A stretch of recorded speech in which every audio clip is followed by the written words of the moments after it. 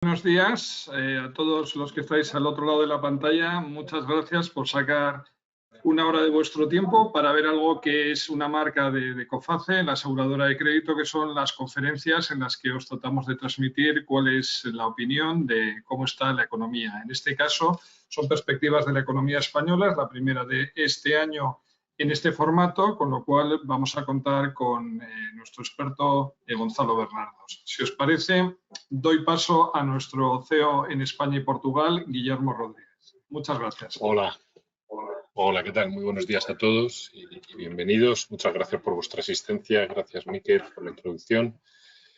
Bueno, pues como decía Miquel, siempre venimos haciendo conferencias y ahora ya nos hemos puesto en este modelo híbrido de algunas virtuales. Nos gustan más las presenciales, pero es verdad que las presenciales tienen la ventaja de que son más dinámicas, permiten más interacción y más debate, pero pasan cada muchos meses y la realidad de la economía, del contexto, es que vuela, ¿no? Tenemos un contexto que es más volátil, yo creo que hemos visto todos los que estamos aquí desde hace muchos años, y por lo tanto la necesidad de actualizarnos, ¿no?, permanentemente para ir redefiniendo nuestros escenarios y nuestros planes de acción en consecuencia.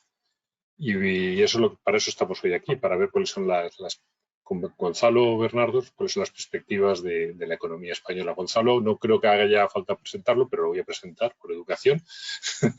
Gonzalo Bernardos es un conocido economista, profesor de universidad, con más de 35 libros escritos, pero además es un gran divulgador, ¿no? Es un gran divulgador de temas de economía, participa en diferentes tertulias, medios de comunicación. Y además es un especialista sobre el tema de la vivienda, o sea que entiendo que hoy seguramente nos dará un poco de su visión, algo que es de mucha actualidad en España, para la economía española, sobre la ley de la vivienda. Y estoy convencido que también nos arrojará algo de luz sobre qué es lo que pasó con Ferrovial. Seguro que, como siempre, tendrá una visión bien fundamentada e interesante de escuchar. Pero también sobre otros temas de actualidad muy interesantes, como podría ser, hay una crisis de Lehman Brothers en España o a nivel mundial. Vemos que nuevos bancos van cayendo en Estados Unidos. ¿Habrá contagio? ¿No habrá contagio? ¿Estamos mejor protegidos? ¿Funciona el sistema europeo o no? Yo creo que es otra de las preguntas importantes, ¿no?, que esperamos clarificar. Y luego ver un poco, pues yo creo que en general, a ver lo que da el tiempo también, que es una hora y tampoco da tiempo para todo, ¿no?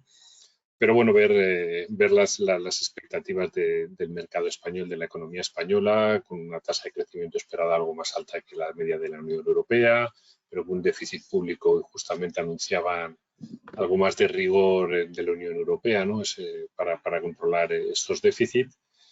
Y bueno, sin más, os dejo con Gonzalo y Miquel, que va a animar, como de costumbre, esta sesión, y esperamos veros en próximas y sobre todo en las presenciales, en las que tendremos oportunidad de intercambiar y de saludarnos.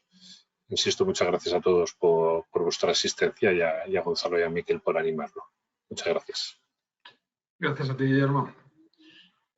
Muy bien, pues como acabamos de comentar, la verdad es que, bueno, todos los asistentes tenéis seguro que hay mucha inquietud en cuestiones que queréis plantear, las podéis plantear durante toda la ponencia, se irán recogiendo, y yo a partir de la 1:15 o así, pues le trasladaré a Gonzalo. Insisto, sé que son muchos temas, pero seguro que podemos hacer una cuestión interesante y concreta. Entonces, nada, Gonzalo, buenos días, muchas gracias por estar aquí. Buenos días, Miguel. Una cosa que te quería comentar así como punto de partida, perspectivas de la economía española. Este año todo viene un poco, ¿no?, tamizado por lo que es el año electoral, pero bueno, tuvimos el año 20, el año del COVID, el 21 nos encontramos con un repunte muy elevado, el 22 que iba a ser un año de recuperación, la verdad es que sucedió la invasión de Ucrania. Después de verano la gente estaba muy deprimida del verano 22, pero hay que decir que el año pasado a nivel de crecimiento español, pues la verdad que se decía mucho mejor que el europeo, es cierto, cercano al 5. Este año, el 23, los mejores augurios para la economía española, una vez más superior a la europea, pero hablan del 1,5 o cifras similares. ¿Cómo ves globalmente la economía española este año, 3 años después del COVID?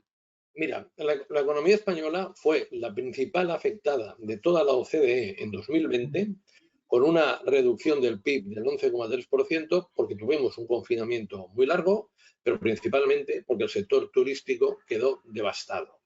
El sector turístico suponía en 2019 el 12,3% del PIB y el 12,6% del empleo, y prácticamente podemos indicar que de esa caída del PIB, más del 70% correspondió al sector turístico y al dependiente de él. Claro, ahora en 2023 estamos viendo la otra cara de la moneda. Había bastante gente que decía que el sector turístico no volverá a ser lo que fue. Según mis perspectivas, estaremos con ritmos incluso superiores en algunas autonomías de turistas que el 2019, siendo 2019 el año récord histórico del turismo en España, por la sencilla razón que los turistas van a responder a dos aspectos. Uno, el efecto recuerdo, los viajes que me he perdido los quiero recuperar.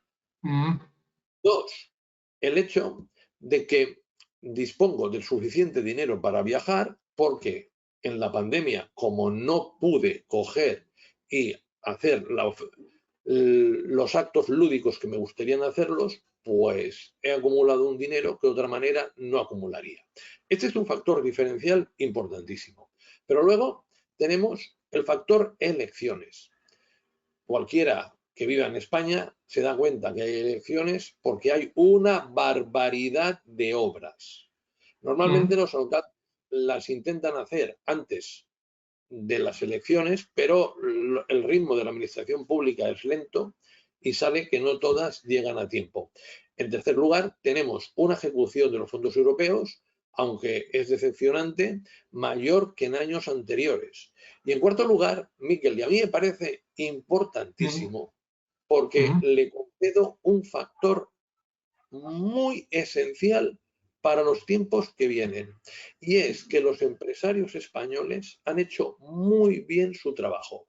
También les han acompañado a los trabajadores, pero la aventura de los empresarios españoles en 2008-2013, sobre todo los medianos y pequeños, dejando de mirar solo a España, mirando a Europa y a otros países más allá y ganando año tras año cuota de mercado, hace que a pesar de que en el año 2023 no será brillante en el mundo, nosotros podamos tener unas exportaciones que resistan. Todo esto, Miquel, hace que yo sea más optimista que la mayoría de los analistas. Y yo creo que estaremos incluso un poquito por encima del 2 si no hay una gran restricción crediticia. Y solo recuerdo que en la última conferencia de COFAS yo ya aventuré que en 2023 no había recesión, que esto era más un tema político que un tema real y que la economía española, afortunadamente, tiene fundamentos sólidos. Pues aunque ya los has tocado, como siempre, centrando el tiro, cogiendo la demanda agregada, o sea, si pensamos en el consumo, tú has escrito y escribes mucho sobre el tema de los salarios españoles, la pérdida de poder adquisitivo. Quiero decir, pensando en los 10 meses que tenemos, los 8 meses, mejor dicho, que tenemos por delante el 2023, ¿crees que la inflación es algo que se va a contener a lo largo de los los próximos 8 meses, disculpa, después de ya 14 meses de la invasión de Ucrania? ¿Cómo ves el efecto en los salarios? Es decir, España, y es un tema que has comentado en ocasiones, es un país con gente muy cualificada y con salarios muy bajos. Es decir, cuando vemos el consumo, ¿cómo va a funcionar en el 2023? El consumo de los particulares, teniendo en cuenta inflación y salarios. Mira, una gran diferencia que tenemos respecto a otras situaciones en que lo hemos pasado mal es una fortaleza muy importante del mercado de trabajo. Esta fortaleza del mercado de trabajo no solo la tiene España, la observamos en la zona euro. La zona euro, la tasa de paro está en el 6,6%, que si la memoria no me falla es la menor histórica. En Estados Unidos tenemos tasas de paro que según el mes van del 3,4 al 3,6 y que significa que hay sobreempleo, es decir, que cuesta muchísimo encontrar un trabajador sin empleo para incorporarlo a la empresa. Y esto es debido a que después de muchos años, además de tirar de la economía al sector privado, el sector público ha apoyado. Claro, aquí en España yo lo que veo es que vamos a tener, siempre y cuando los bancos no nos den un disgusto, un incremento del número de trabajadores de 400.000 como mínimo. Claro, cuando tú tienes un empleo más fuerte, tienes a la vez una mayor capacidad de gasto, porque en familias que tienen 1 o 2 miembros en paro, pueden muy probablemente a tener alguno menos que en la actualidad. Y cuando personas que están trabajando a tiempo parcial pasan a trabajar a tiempo completo. Y en tercer lugar, la reforma laboral. La reforma laboral a mí me parece que ha sido francamente buena en el sentido de que a muchas personas que tenían un trabajo eventual les han pasado a tener un trabajo con contrato indefinido. Y ese trabajo con contrato indefinido significan dos cosas que son esenciales para la economía española. Una mayor estabilidad de la ocupación y una mayor formación del empleado, porque la empresa los va a poner en sus programas de formación y esa mayor formación va a redundar en una mayor productividad y por lo tanto nos va a ir francamente bien a corto y medio plazo. No obstante, sí que hay que ver un tema que es esencial. El año pasado la inflación se quedó en el 8,4%, pero los salarios tuvieron un 2,78%. En cambio, el año pasado los beneficios empresariales aumentaron muchísimo. Yo no me quejo de que subieran los beneficios empresariales en el sector turístico, que lo había pasado muy mal. En el comercio, en una parte de él que también lo había pasado muy mal.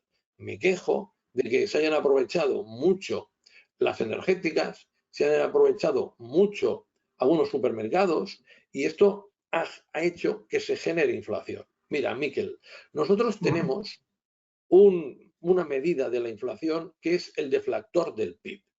Y lo que vemos es que el año pasado lo que sube el deflactor del PIB, es decir, la inflación generada dentro de España, es lo que suben los márgenes empresariales. Yo estoy contento con que suban los márgenes empresariales si sirven para crear ocupación y de más calidad y sirven a la vez para pagar mejores salarios. Pero la tarta hay que repartirla. Y creo que en este año toca que los trabajadores prácticamente no pierdan poder adquisitivo y que lo ganen poco a poco en los años siguientes. Y estoy muy favorable a convenios de 3, 4 y 5 años para recuperar lo perdido en 2022 en otros años. A partir de ahí, mi perspectiva del gasto de las familias es una perspectiva que podemos calificar de razonable. No creo que suba más que el PIB, sino que creo que va a subir más o menos como el PIB. Es decir, no será un gran impulsor, pero tampoco será un gran detractor del crecimiento económico. Pues aparte de lo que son los ciudadanos, cuando hablamos del sector empresarial es curioso, no sé qué te parece, pero me gustaría que viésemos 3 bloques. Y uno sería, primero, el sector financiero. ¿Cómo ves el sector financiero en España? Sobre todo teniendo en cuenta pues las crisis, desde luego las noticias en el Silicon Valley, Credit Suisse, Deutsche Bank, todas estas noticias que nos han llegado en los últimos meses. ¿Cómo ves el sector financiero tan criticado pero tan necesario, ¿no? Luego un tema interesante cuando estabas hablando, perdona, con el tema de los beneficios es la gran empresa y me gustaría que tratásemos la posible no, ya aceptada marcha de Ferrovial. Y por último, yo digo que a nivel, igual nos están escuchando, pero lo que vemos en pymes, en pequeñas y medianas empresas, ha sido una subida de costes, una reducción de márgenes empresariales y cada vez ganando menos. Es decir, pensar que este año las pymes lo pueden tener más difícil parece un hecho real. Entonces, al final, el sector bancario español, empresa grande, ¿qué pasa con el caso Ferrovial? Y el tema de las pymes, si realmente tienen beneficios o no. Sí, mira, en el tema de la banca, yo aquí te descarto por completo ninguna crisis crediticia en España. Para nada. La banca española toda la vida ha sido muy gran especializada en dar hipotecas, nunca en financiar startups tecnológicas o inversores en criptomonedas. Los 3 bancos que desaparecieron en Estados Unidos, Silicon Valley Bank estaba especializado en tecnológicas y los otros 2, Silvergate y Signature estaban especializados en inversores de criptomonedas. Eran los dos primeros que actuaban con ellos.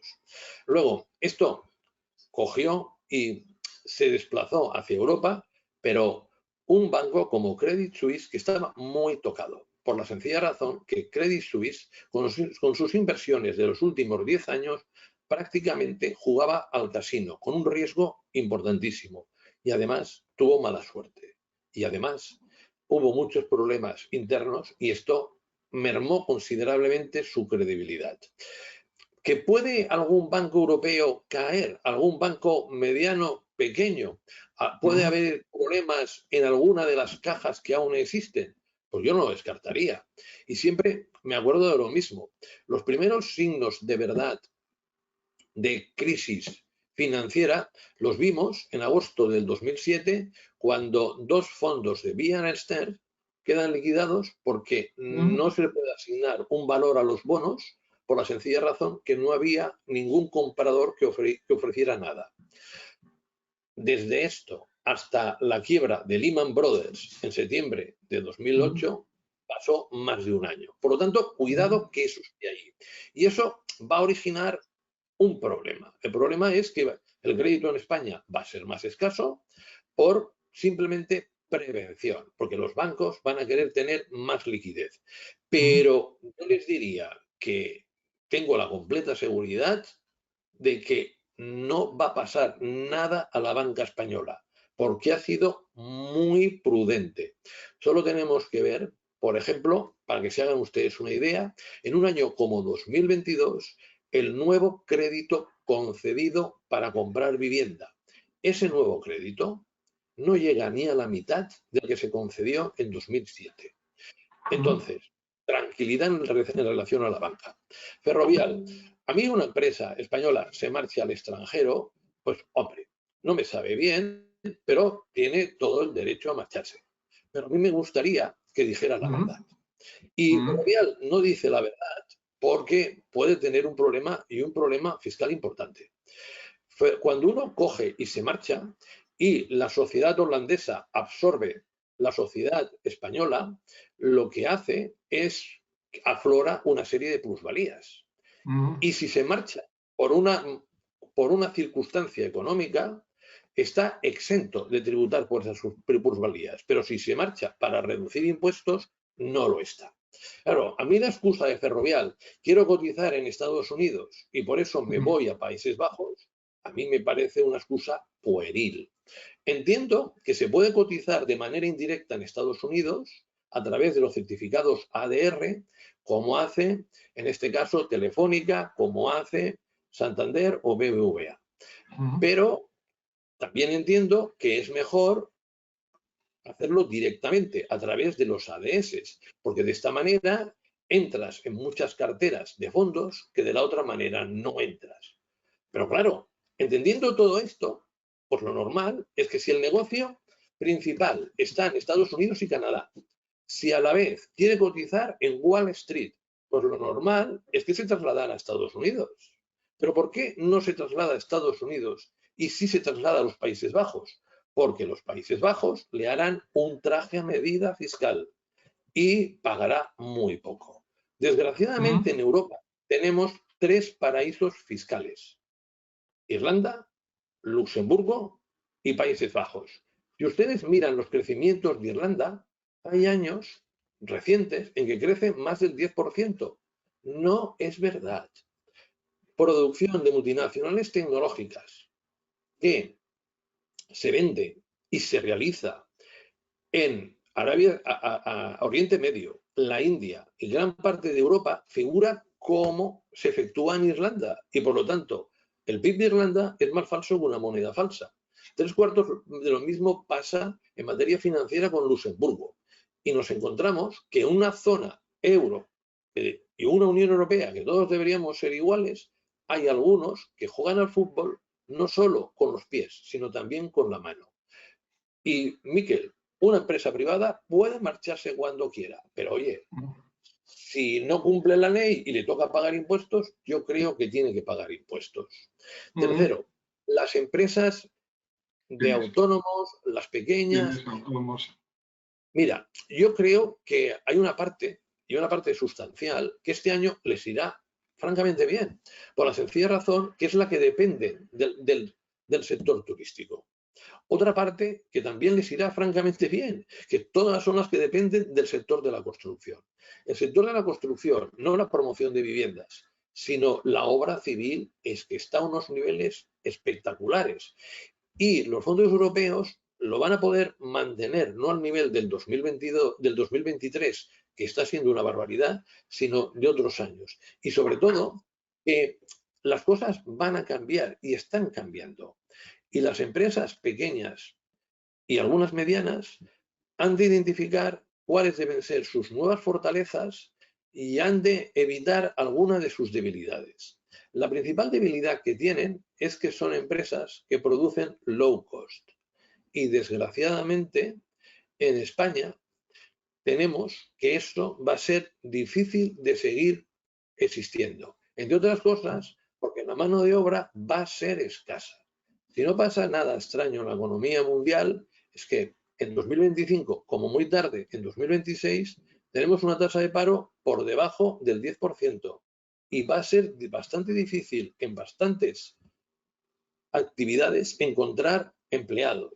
Por lo tanto, yo les recomiendo que hagan una visión estratégica del futuro de la compañía, se especialicen más en hacer productos de calidad, en ofrecer mejores servicios a los consumidores y menos en low cost, porque creo que la elevada desigualdad en la distribución de la renta que ha ocurrido en los últimos 15 años, afortunadamente va a menguar.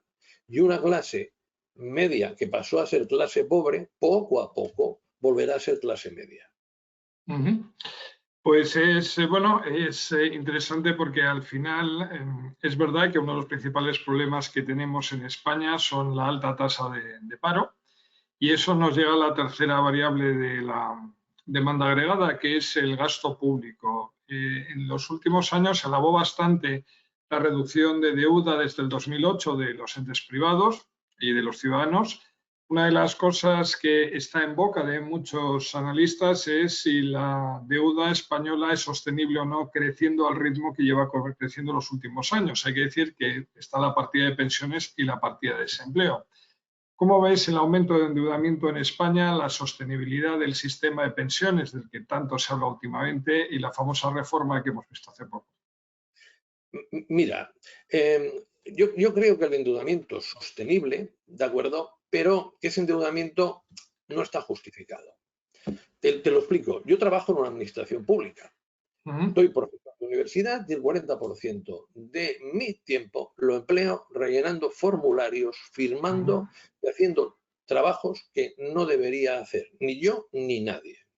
Pero esto permite a otros tener un empleo que de esa manera no lo tendrían. Son lo que llamamos en economía los trabajadores indirectos. ¿Que trabajadores indirectos tiene que haber? Sí. Pero esta historia de complicarlo todo tremendamente en la administración pública bajo el pretexto de que nadie pueda robar, a mí me parece una absoluta barbaridad. Y yo preconizo que la principal reforma de este país es una reforma de la administración pública. Sacando algunos organismos que hay por ahí, a mí me sobran, por ejemplo, o las diputaciones o los consejos comarcales o ambos, y sobre todo dando más prioridad a aquello por lo que los ciudadanos pagamos impuestos. Los ciudadanos no queremos pagar impuestos para tener 3 burócratas más o 23. Queremos pagar impuestos para tener una sanidad mejor, que está cogida por pinzas y que es una sombra de lo que fue en casi todas las comunidades autónomas. Por ejemplo, os pongo un ejemplo, la comunidad catalana ha pasado de coger y destinar el 34% del gasto presupuestario a sanidad a destinar poco más del 20%. Claro, desde esta perspectiva, a mí me parece que es esencial gastar mejor el dinero. ¿Que tenemos una presión fiscal excesiva? No. Si lo comparamos con la mayor parte de los países europeos, estamos por debajo. Estamos prácticamente 4 o 5 puntos por debajo. No obstante, hay una diferencia importante con la satisfacción de ese gasto público si lo comparamos con los daneses, si lo comparamos con los holandeses o si lo comparamos con los austriacos. Ellos están encantados de pagar los impuestos que pagan porque ven que les llegan prestaciones. Nosotros vemos cómo cada vez hay menos dinero para la educación, cada vez hay menos dinero comparativamente para la sanidad, vemos que no hay asistencia social y vemos que sobre todo estamos dividiendo a la población en dos partes y dos partes muy diferentes. Una a quienes le damos todo, que son los pensionistas, y otra a la que le negamos prácticamente todo, que son los menores de 40 años, que yo llamo la generación GAFE, porque lo han pescado todo lo malo. Han pescado la crisis del 2008, la de la burbuja inmobiliaria, la austeridad del 2010, los salarios bajos que siguieron, luego la COVID y luego la guerra de Ucrania-Rusia y sus repercusiones económicas. Entonces, claro, cada vez más el dinero va destinado a los pensionistas, simplemente porque son aproximadamente el 25% de la población y son el 30% de los votantes. Y ningún partido que quiera ganar las elecciones se puede poner en contra de ellos. Mirad, subió el 8,4 las pensiones simplemente porque había elecciones. Si no, no habría subido. Y sobre todo, estoy muy preocupado por la reforma de Escrivá. Escrivá no ha solucionado ninguno de los problemas que había. Lo que ha hecho es generar nuevos. Pensar que subiendo las cotizaciones sociales de los que más cobran, que es una parte muy reducida del pastel, que aproximadamente puede ser el 5% de la recaudación total de la seguridad social, y cogiendo y manteniendo los 25 años como base para calcular la pensión, esto se soluciona la sostenibilidad ni en coña. Señoras y señores, aquí hay que elegir quién va a ser la víctima, pero va a haber víctimas en materia de pensiones. Pueden ser los ya pensionistas, que lo dudo, por ser un gran grupo fáctico, por su número, o pueden ser principalmente la generación del baby boom, o pueden ser los trabajadores con subidas más importantes que las actuales en las cotizaciones de la seguridad social. Yo, Miquel, desgraciadamente, me inclino que es la generación del baby boom. Y tú y yo, la pensión que teníamos previsto cobrar, si esto no cambia mucho, no la vamos a cobrar. Vamos a cobrar pensión, sí, pero nos van a pegar un recorte que presumiblemente, cuando se haga una ley de seguridad social de verdad, una reforma adecuada, no simplemente mover la bolita como ha hecho Escrivá, aquí tienes la bolita, ahora ya no la tienes, ahora la vuelves a tener, pues va a haber recorte. Y ese recorte, indiscutiblemente, va a afectar a los que se jubilan pronto, que son personas con una larga cotización y que son personas con muy buenos salarios. Y sobre todo, yo estoy muy preocupado cuando los pensionistas, que eran los terceros de mayor renta media en 2007, ahora son los que más tienen. No porque les desee mal a ellos, sino porque es que todos los demás, y especialmente los jóvenes, en comparación a 2007, han ido a mucho peor. Yo te diría, y te resumo, que este país es un buen país para personas mayores y es un muy mal país para los jóvenes. Lo cual es un problema, ¿no? Porque luego la gente joven válida se va. De todas formas, comentabas en el caso catalán el tema del 34% del gasto en sanidad, que ha bajado al 20%. Globalmente, digo, porque tienes cantidad de cifras en la cabeza, pero en la sanidad y la educación, sobre el presupuesto global a nivel nacional, ¿qué porcentaje ocupa más o menos? Cuando hablamos de sanidad y educación. Sí, entre sanidad y educación podemos estar 130.000 millones, 135. Si cogemos y suponemos que el gasto de la administración pueden llegar a los 550.000 millones de euros, haciendo cifras grandes, pues ya ves que estamos hablando de dos partidas que tienen un gran recorrido para aumentar, porque estamos hablando de que no llegan al 30%. Se situarían sobre como mucho, sumando las dos, alrededor de algo más del 20%, pero ya te digo, mucho del gasto de la administración, ¿eh? En términos del PIB, pues estaríamos hablando de un poquito más del 10%. Algo más del 20% del gasto de la administración y algo más del 10% del PIB. Claro, aquí en la parte del león, que supera con holgura el 30% del gasto de la administración, son las pensiones.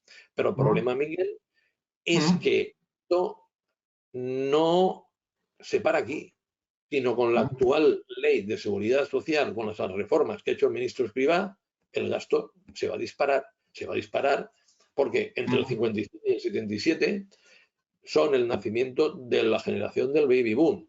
Y pronto la cohorte mayor que existe en España, el mayor número de nacimientos, que es el 64, se va a empezar a jubilar. Y repito, muchos nuevos jubilados y salarios muchos más altos. Estos que se jubilan recientemente van a tener salarios por encima de las pensiones, por encima de los 2.000 euros, porque cobran bastante más de lo que están cobrando ahora sus hijos y nietos. Pues nos quedarían dentro de las 4 variables de la demanda el sector exterior, y pensando en el sector exterior es interesante porque antes decías la recuperación que ha habido el turismo. A mí me ha llamado la atención dentro de Ecofas el hecho de España ya tener una cuenta corriente en el año 2023 positiva, es decir, al final siempre tenemos esta dependencia energética. Dos cosas. ¿Cómo ves la dependencia energética español? Porque es lo que más suele lastrar nuestro déficit comercial exterior. Y segundo, nuestros principales mercados, que eran Francia o Alemania, precisamente este año decías España en torno al 2%, pero poca gente dice que Alemania o Francia vayan a crecer por encima del 1%, y son nuestros dos principales mercados de destinos, con lo cual parece que la gente se está yendo más lejos de donde solía trabajar, fuera de sus mercados tradicionales, Francia y Alemania, ¿no? Así como ves los gastos energéticos y el sector exterior español ahora mismo. Mira, a mí en relación al gasto energético, el año pasado tuvimos una barbaridad, porque subió el petróleo, subió el gas natural, claro, y a partir de aquí esto se disparó, y se disparó notablemente. Nosotros, como país, cuando podamos tener la soberanía energética, gracias a las fuentes renovables, nos cambiará la vida. Porque eso significará un dinero extra impresionante que vamos a tener, que lo vamos a poder utilizar para mejorar muchísimo la vida de los españoles. Porque el hecho de no tener combustibles fósiles nos ha penalizado muchísimo. ¿Cómo veo yo el petróleo? Mirad, el petróleo esta mañana estaba por debajo de los 80 el barril Brent, a pesar de que la OPEP más, es decir, la OPEP más Rusia principalmente, ha hecho un recorte de 1,5 millones de barriles diarios. Y esto se debe a que el conjunto de la economía mundial, pues el año 2023 es un año malo.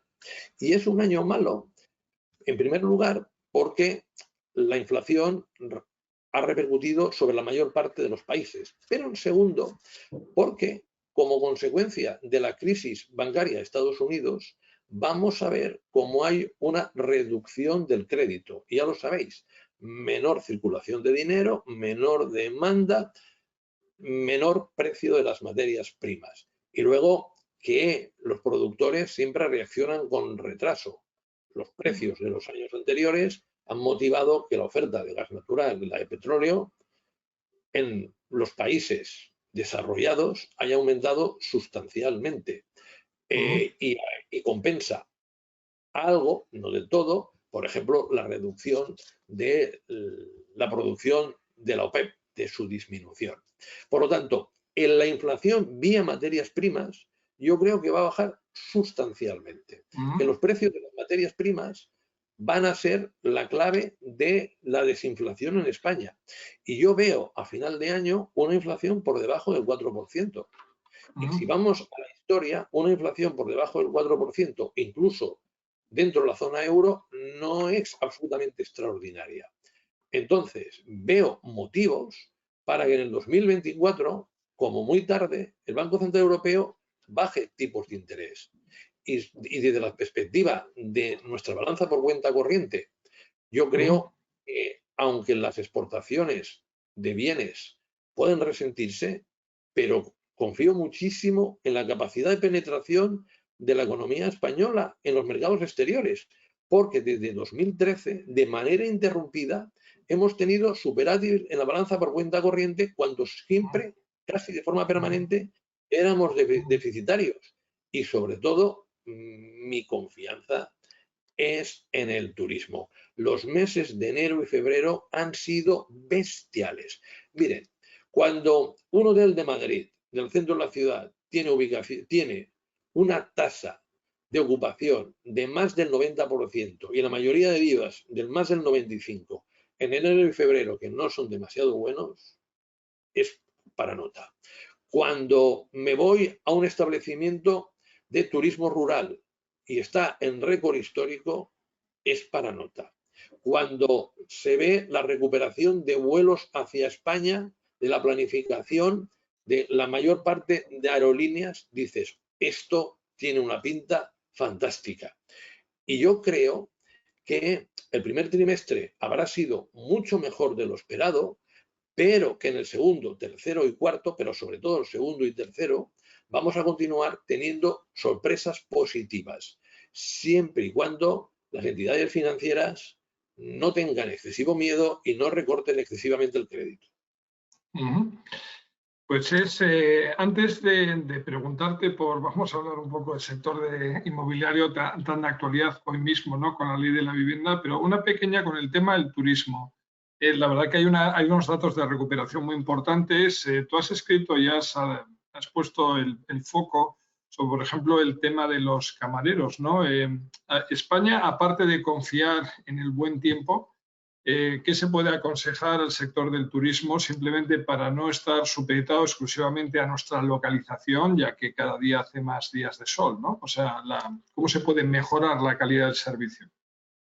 Son muy conscientes el sector turístico de que han de mejorar la calidad del servicio. Pero, Miquel, en nuestro país hay dos grandes desconocidos. Uno es la industria agroalimentaria, pero especialmente la agricultura y la ganadería. Yo les invito a que se pasen por los pueblos de España y vean cómo progresivamente están utilizando muchísima tecnología. Como que el riego por inundación ha desaparecido, como la superficie regable en una buena parte del país ha aumentado y como la agricultura, la ganadería y el sector agroalimentario, por ejemplo, se ha vuelto mucho más productivo. Le goleamos a Europa, excepto en transformación de productos, ya sea en comercialización o en agricultura y ganadería, somos más productivos y somos más eficientes. Tenemos un superávit en la balanza comercial, sector agroalimentario, de 18.858 millones de euros. Ojalá en los respectivos pueblos no solo se almacenen los productos, sino que se transformen. Y en el sector turístico vemos grandes reconversiones. Por ejemplo, yo me voy a Baleares, me voy a Calviá. Calviá hay una parte emblemática y una parte de turismo de borrachera. Gracias a Meliá, gracias al gobierno balear que tiene claro la apuesta por la calidad. No solo también el anterior. Estamos reconvirtiendo con unas inversiones mayúsculas de un turismo de borrachera a un turismo familiar. Y lo que prácticamente casi todo el sector turístico quiere es coger y cambiar el chip e irse a más calidad de las instalaciones. Mira, yo me acuerdo ya hace más de 10 años en Gran Canaria y en Tenerife, en las Canarias en conjunto, que Paulino Rivero, Coalición Canaria, presidente de la autonomía, aquellos que cogían y remodelaban por completo un hotel existente, les daba licencia para construir otro con la mitad de capacidad, que solo permitía o incentivaba hoteles de 4 y 5 estrellas. Y lo que hoy, por ejemplo, vemos en Canarias y que está siendo clave en su recuperación es que la planta hotelera tiene una calidad que no tenía ni mucho menos hace 10 años, hace 20 años, y que si comparamos nuestra planta hotelera en general con los países europeos, estamos bastante mejor. Pero que en turismo también se utiliza tecnología.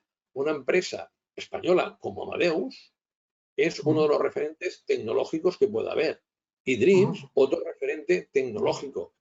Y lo que pasa es que todo el mundo mira al turismo y piensa que los camareros son los únicos que atienden al turista. Y no, desde una cocina mucho más reputada, desde unos servicios mucho mejores de los que dábamos. Y siempre me acuerdo de lo mismo. El Foro Mundial del Turismo da calificaciones. ¿Y quién es el primer país en competitividad año tras año, tras año, tras año? España. Miren, nosotros coger y denigrar al turismo, no querer que venga, reducirlo sustancialmente, como por ejemplo pretende y sigue pretendiendo, y esperemos que por poco tiempo Ada Colau en Barcelona, es tirarnos piedras contra nuestro propio tejado. Y equivaldría a decir a Arabia Saudita, oye, Arabia Saudita, no saques petróleo de tu subsuelo porque no hay que perforar el subsuelo.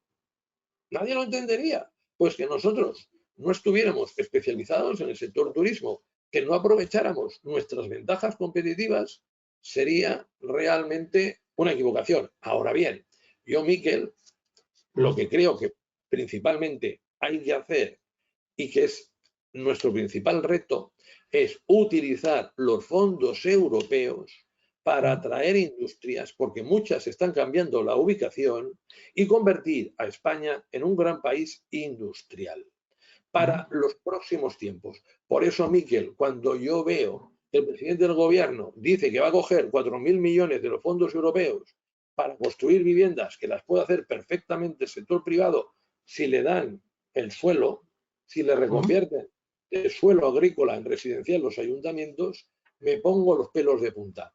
Porque llega el momento en que el sector público tiene que apostar decididamente por la industria, porque eso nos va a generar un aumento de competitividad de nuestras empresas, un incremento de las exportaciones y una mejor calidad del empleo. Y la construcción, que ya utilizamos los fondos europeos en tiempos pretéritos, dejarla para el sector privado. Muchas gracias. La verdad que entramos ya para todos los asistentes en los últimos, esto del tiempo, cuando te lo pasas bien el tiempo vuela, y entramos en los últimos 15 minutos, así que animaros si alguien le quiere preguntar algo a Gonzalo, que si no luego lo echaréis de menos cuando lo estéis viendo en televisión o en YouTube.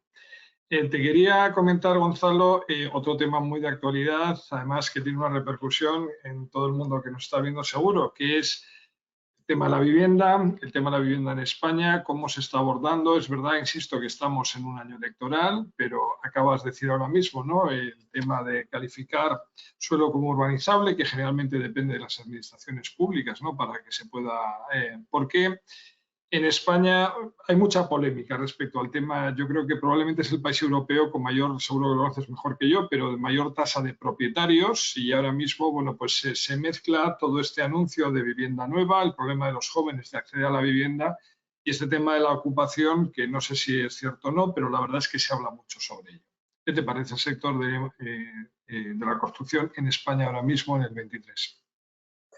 Pues a mí, yo el sector de construcción diferencio dos partes. La obra civil, que le va a ir muy bien, y los promotores, que no van a hacer viviendas.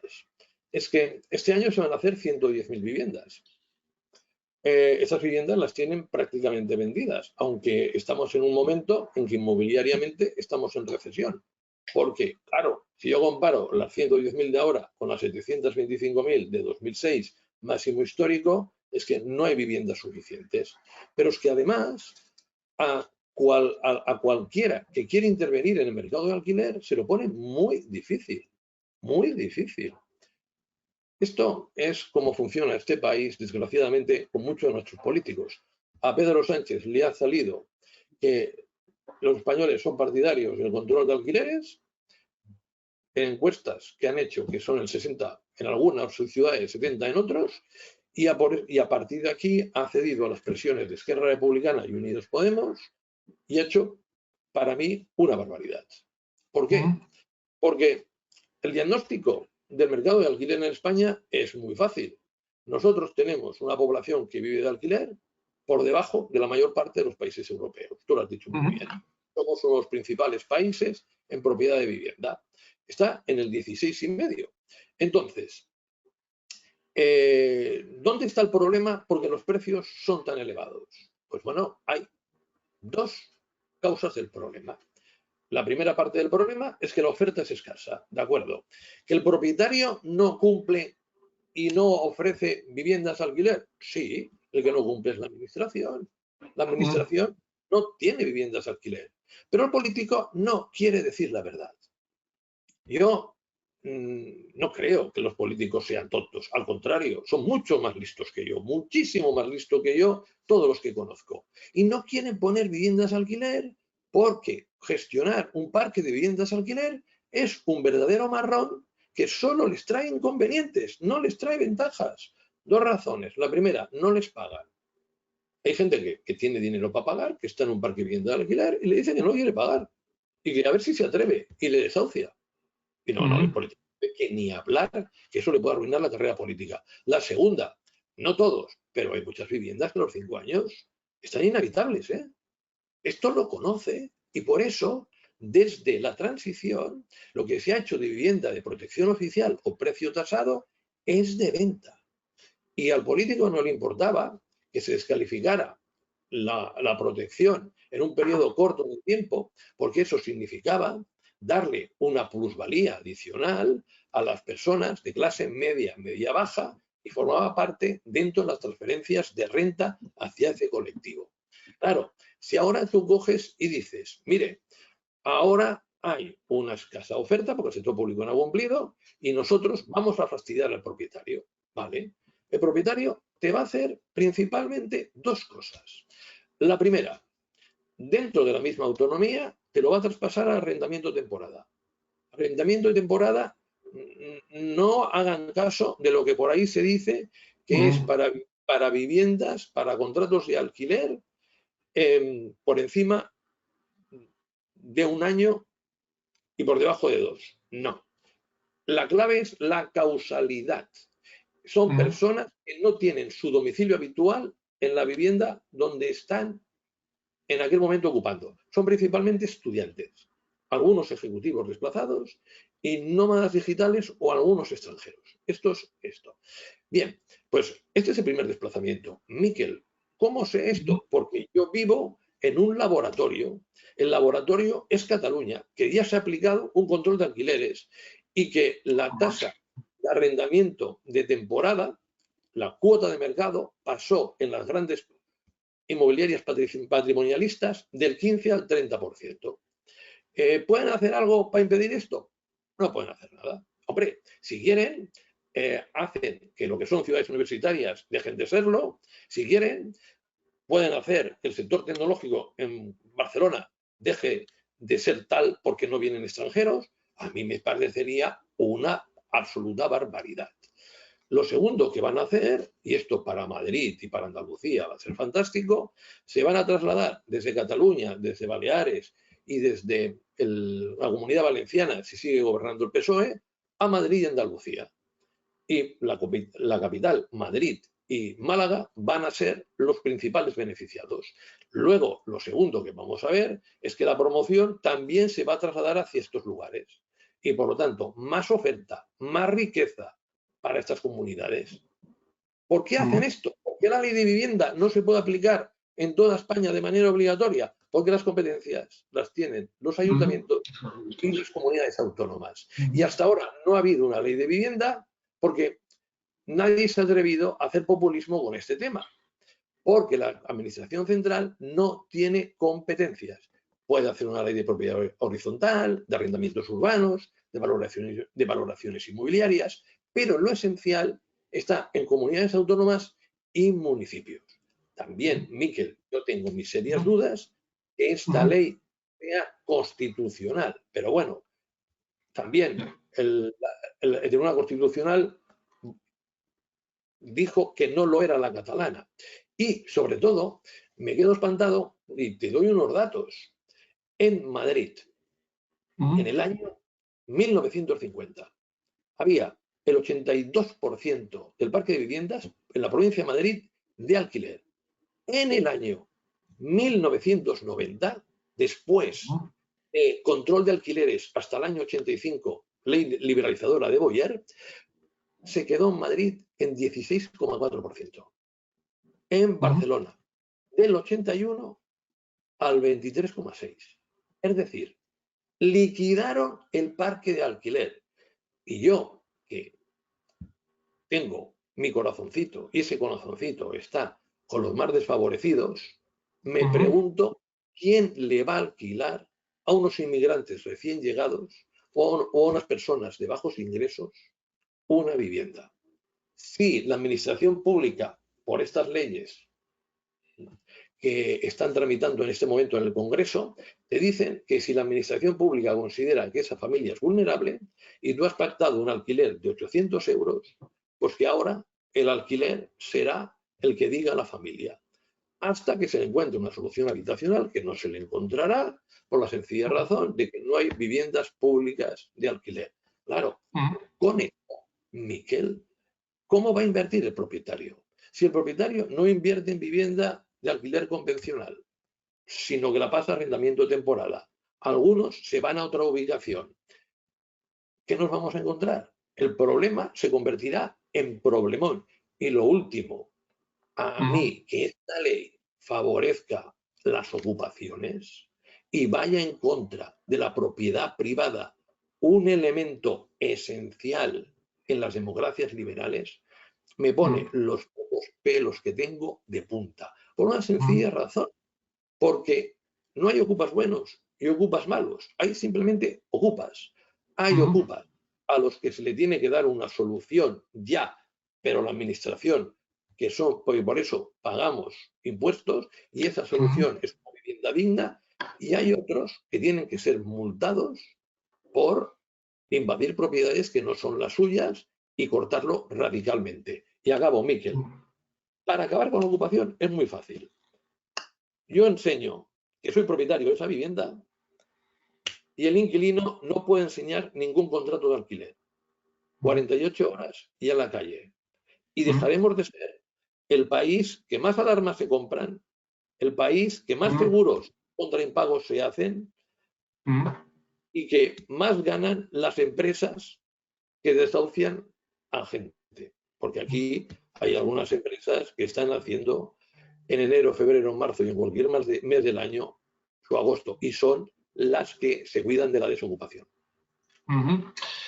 Pues está claro, es un tema complicado que vamos a ver qué sucede, porque algo que también preocupa mucho a los inversores es la seguridad jurídica y saber si leyes que se aprueban ahora se van a cambiar, pues vete a saber, en 8 meses o en un año, ¿no? Entrando en los últimos minutos es interesante porque, aparte de, vamos, de tu gran conocimiento como profesor de universidad, uno de los asistentes nos pregunta por el uso de herramientas de inteligencia artificial como el chat GPT, el chat GPT que está tan de actualidad.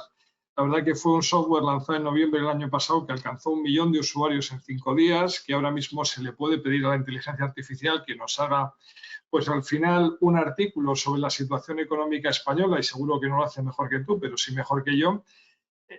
El tema del uso de la herramienta de inteligencia artificial, ¿cómo lo ves en esta evolución que estábamos hablando industrial? ¿O cómo se puede, en vez de pensar que es exclusivamente para copiar o para que el alumno trabaja menos, cómo se puede utilizar? Que yo creo que tiene bastantes utilidades. Miguel, yo siempre estoy a favor de la tecnología, siempre. Otra cosa es que debamos regular su uso.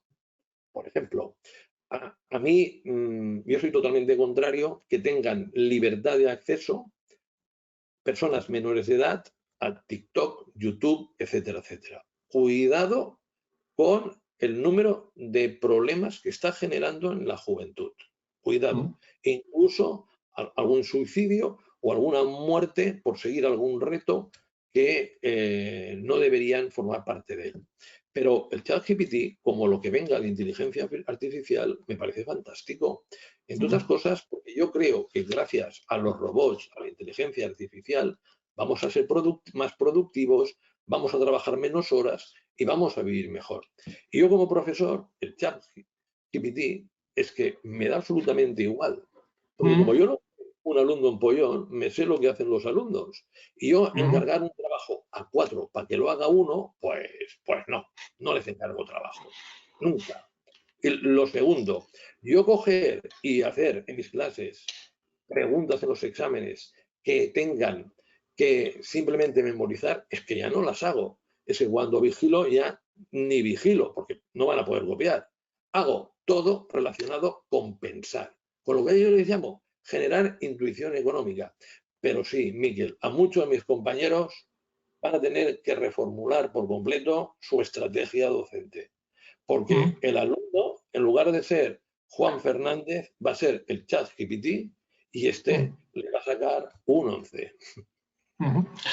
Pues ahora es curioso porque nos estamos animando, pero como sabéis nos gusta mantener el tiempo, aunque vamos a tratar de responder todas las preguntas que están apareciendo en el chat. Hay otra que habla, volveremos al sector de la vivienda, cómo afectan los desahucios y la huelga en el sector de justicia. ¿Alguna sugerencia? La verdad que esto es agravar el problema, ¿no? Al final, la huelga que hay ahora mismo, las declaraciones de la ministra de Industria, ¿cómo ves este tema? Mira,